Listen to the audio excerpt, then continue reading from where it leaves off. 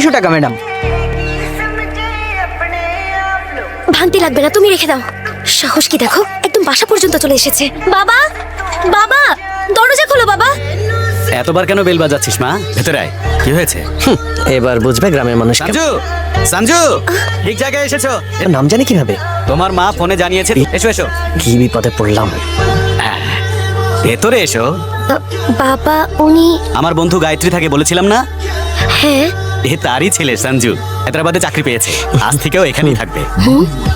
ভেতরে চলে এসো।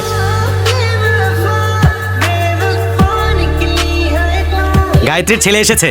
ভালো আছেন? তুমি আমাদের বাসার নতুন গোস্ট। ঘোস্ট? মা ঘোস্ট না, গেস্ট। মা উল্টো পাল্টা ইংরেজি বলে। ও আচ্ছা।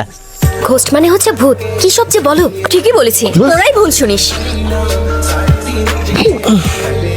এই সঞ্জু, এদিকে এসো। শুনলাম যে রাতে ট্রেনে অনেক মশা ছিল। আমি বুঝেছি তোমরা দুজন একটুও ঘুমাতে পারোনি। আঙ্কেল, মা ফোন হ্যাঁ, দিয়েছে। ফোন ধরো, কথা বলো। ওখানে সব ঠিক আছে? আমার এই কাজটা করা ঠিক হয়নি। কেন সোনা? এক ছাদের নিচে 3টা মেয়ে, তাও আবার ম্যাক্সি পরে ঘুরতে থাকে।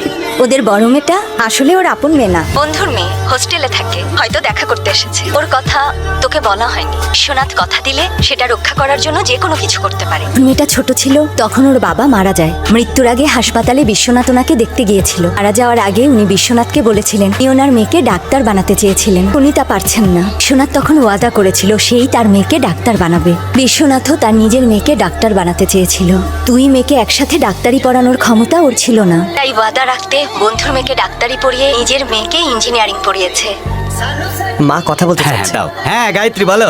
আমার ছেলেকে কেমন লেগেছে? হ্যালো। হ্যাঁ হ্যাঁ গায়ত্রী বলো। ছেলের বাবাকে কথা দিয়েছে, তাই তাকে ডাক্তার বানিয়েছে। যেই চাকরি পেলো অমনি হোস্টেলে উঠে গেল। কোনো এক বন্ধু টাকার দরকার পড়লো, সাহায্য করার ওয়াদা করে বসলো। নিজের বাড়ি বন্ধক দিয়ে দিল। যেই টাকা পেয়ে গেল, লোকটা তার সবকিছু নিয়ে পালালো। ঘরে একটা যুবতী মেয়ে থাকা সত্ত্বেও একে বাসায় এনে উঠিয়েছে।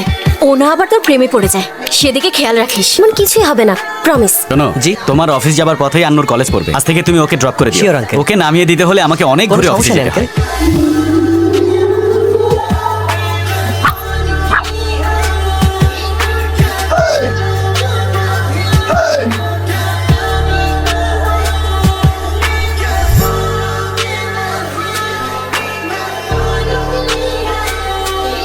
মাটা কে রে?